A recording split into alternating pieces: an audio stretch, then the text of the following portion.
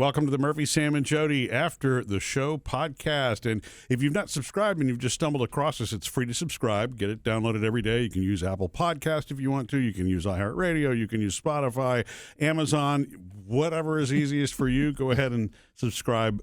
Subscribe today for free. So much tech news lately. One of the biggest that we got from Google yesterday in the world, and we mentioned it today in 3 Things to Know today, is that Google's search is now really married with AI in bigger ways than we've ever seen before.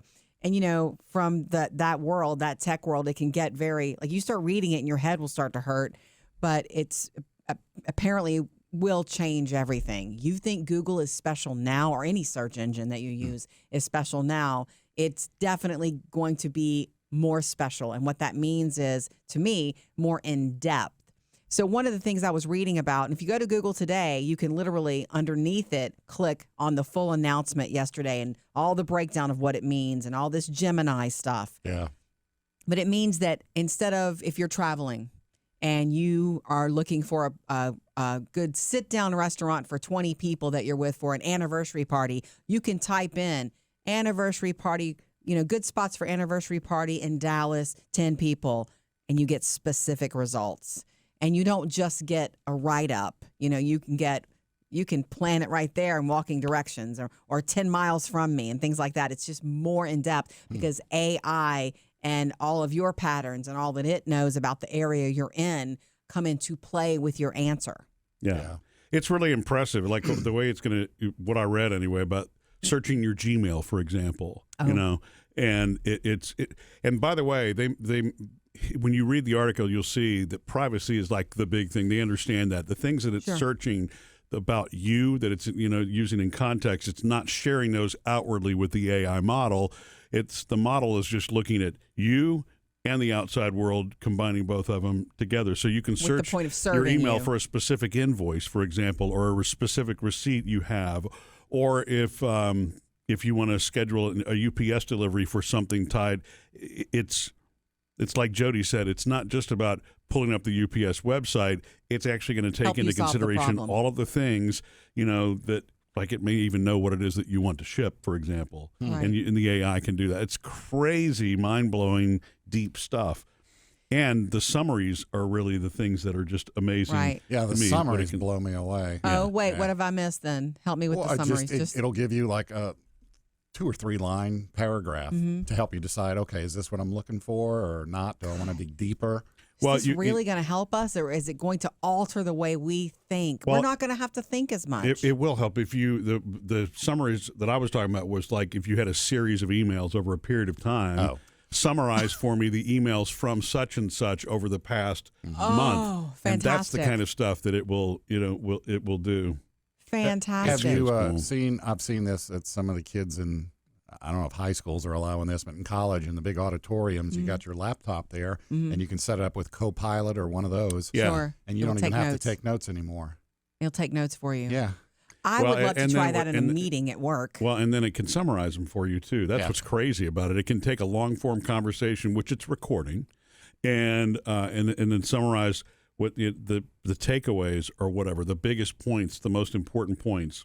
It's a delicate place of being amazed with it and being a little scared of it, honestly. For that in the classroom, I would probably use it as a backup because I think it's been proven that if you're writing, you're getting it. You're getting it. There's a mental connection. Yeah. So if I just leave it and let it listen, and then when I get finished, I take it back to the dorm and start reading it. It's like all I'm doing is reading and reading. I didn't actually participate in writing it out. Yeah. So it's sunk into my head, or writing it in a way that I understand better. It's weird. Whenever I've taken just manual meeting notes, typing them out myself, I still don't remember those as much as I would by handwriting them. Yeah. It is weird that connection there, and I don't know how to bridge that gap. But, you know, again, we've got so much information, though. I think you reach a place where you can't commit it all to memory anyway. So making it searchable easily and, you know, being able to pull things back, you know, are key. But it's almost, to me, like this kind of AI is like going through just a garbage mess of collected information, from folders to things you've saved to your email to everything, which can be a colossal mess to organize. And then it just somehow simplifies and pulls it together based on whatever question that you're asking it. It's like search 2.0, which I guess is maybe that's what Gemini really is. That I'm excited for the things that it can really help us make our lives easier. And I don't just mean the basics of turning your lights off for you at home and things like that. The sort of AI that we're already playing with. I'm talking about in the medical world. When you think about, doctors helping them diagnose.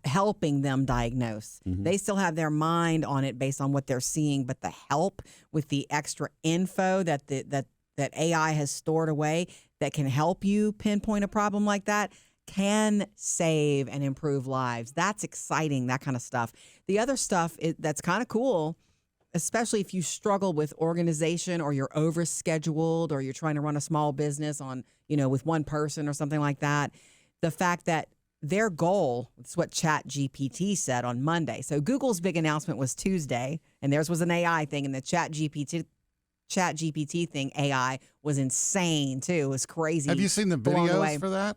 No. It's like people holding up their phone. Oh, yes. And it's a video, and it's like, okay, tell me everything that makes a noise in this video, and they pan across, and it does. It goes, that's a speaker on the computer that makes noise, right? And it's like that kind of stuff. The ChatGPT seems so human almost. Yeah. It's not without glitches, but it seems so human. There's no delay. The kind of AI we're rocking at home with the smart speakers and the delay.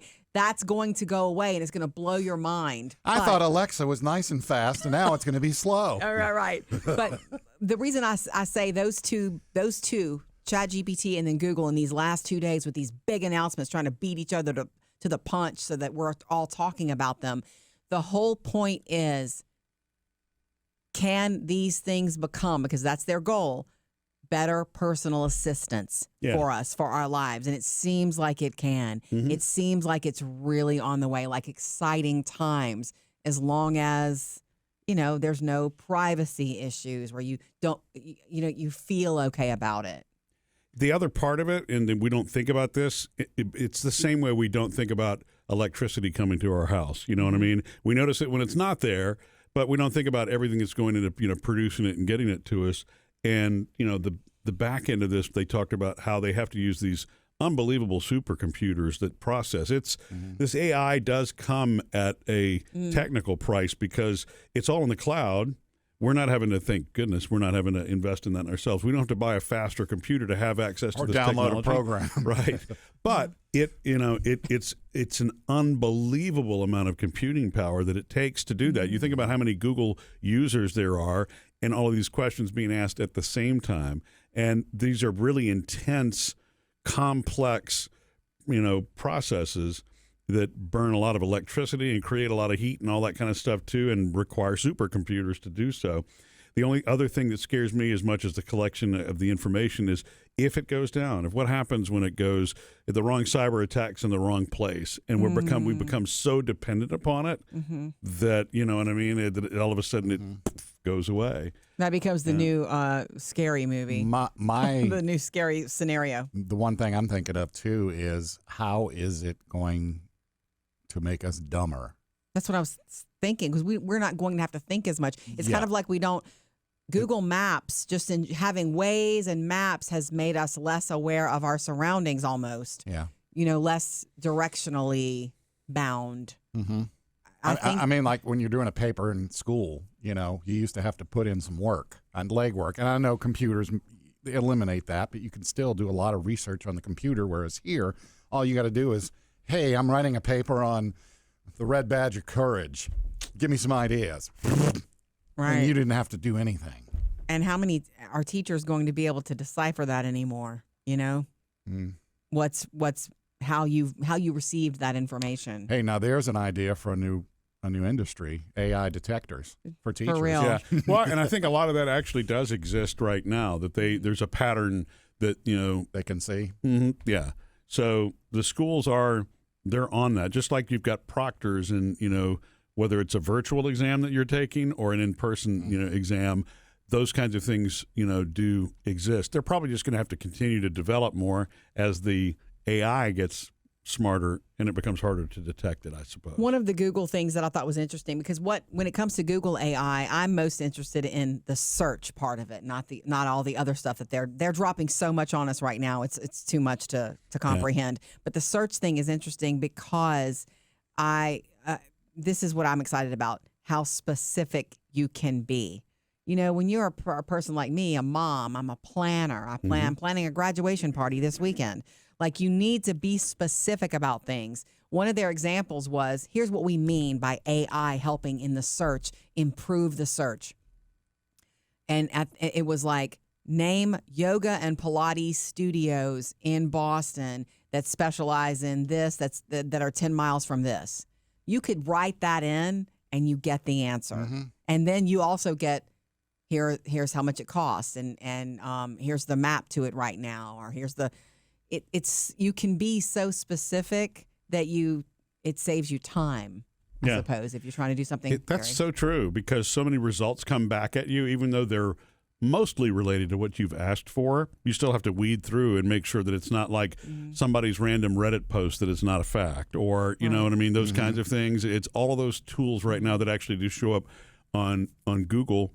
I guess it will take into account all those preferences of yours. Yeah. How weird is it, though? I mean, think about it like, you know, you're planning a party in our house, and I don't know how the AI would know this, but at some point it will know that I don't like cilantro, so it's not going to return any results that have a recipe that has cilantro in it, or how closely tied. We're married, so how closely it'll take them a while to get that, but then it would know. Yeah, because I'm with you with all the anti-cilantro stuff. Yeah. I don't know, it'll be funny to watch it unfold slowly but surely. But I do get excited about each generation and evolution of it. I think it's really it's cool. Is there one thing that you're most looking forward to AI being able to do in your lifetime, Murphy? I think the assistance part, pulling everything together for me, because to me the one problem still remains is there's Microsoft, there's Google. You have a million different apps that, you know, from different companies that are all competing against each other, but you don't have any one thing that necessarily ties it together unless you tie it together with these automation services, of which there are a bunch of those that compete against each other also. Mm-hmm. So you have so many different options and there's no way to tie it together. That to me is what makes organization messy for me, because it all needs to be synchronized. There are some things that I like Microsoft for. There's some things that I like Google for. And, you know, in the workplace, when you're a Microsoft-based company and you still have Google, you're still going multiple places for things. And there needs to be a secure way to tie all that together. Correct. So that you're not having to. Because, for example, would change your life. When it comes to, like, you know, to-do list management, I don't like Microsoft's to-do feature. I think it's very plain. It doesn't offer a lot. You can't tie it to many things, and you almost have to use Microsoft Outlook and all those things for it to be, you know, compatible. Todoist is my favorite. It's more universal. It's very easy and, you know, to synchronize with other things, but there are limitations placed on that, because if your company won't approve the use of Todoist to integrate, you get locked out. Alexa, in our company, you can't tie your Alexa back to your, you know, Office 365 account because it's a security issue. So it's the things that you struggle with that you would like the I want AI it all to come together. I want to be able to have the choice of service or services that I want to use. And just like I don't use one tool for everything in my life, I want the ability for those tools to integrate in a way where they play nicely with each other, but they're not a security breach. And, you know, but I don't know that you'll ever get past the competitive part. Microsoft owns Microsoft. And they, you know, so I don't proprietary. know. Yeah. I want the medical. I want it to somehow benefit my life in that way. I want to feel safer because of it. I want to feel safer when I'm in the car, on an airplane, in a doctor's hands. If AI is coming to play and there's no getting away from it, then improve my life in that and make me feel safer. That's with regards to crime, even, or there's so much that it can do other than just help us find a place to eat on a Friday night.